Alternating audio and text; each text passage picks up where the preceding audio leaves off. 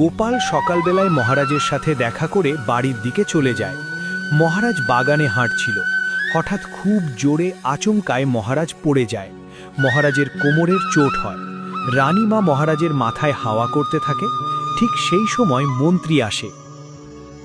মহারাজ, আপনার পড়ে যাওয়ার কথা শুনে আমি সব কাজ বন্ধ করে দৌড়ে দৌড়ে এসেছি। এখন কেমন আছেন? আর কেমন আছি, কোমরটা মনে হয় গেল আমার।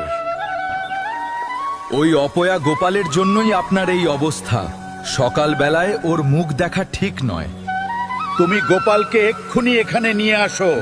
ওকে আমি আজকে সারা জীবনের জন্য কারাদণ্ড পাঠিয়ে দেব। মহারাজ, শুনলাম আপনি নাকি পড়ে গেছেন।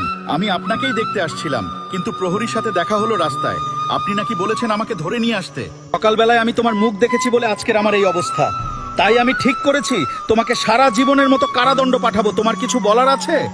মহারাজ, আপনি আমাকে দেখেছেন বলে আপনার কোমর লেগেছে। ভাবুন, আমিও তো আপনাকে দেখেছি, তাই আমাকে একেবারে কারাদণ্ডে যেতে হচ্ছে। তাহলে ক্ষতিটা কার বেশি হচ্ছে? মহারাজ, আপনি ভুল করছেন। গোপাল আপনাকে কত বিপদের মুখ থেকে বাঁচিয়েছে। বিপদের মুখে আপনাকে ফেলে মন্ত্রী, গোপাল নয়। খেলা তো ঘুরে গেছে। মানে এখান থেকে কেটে পড়ি।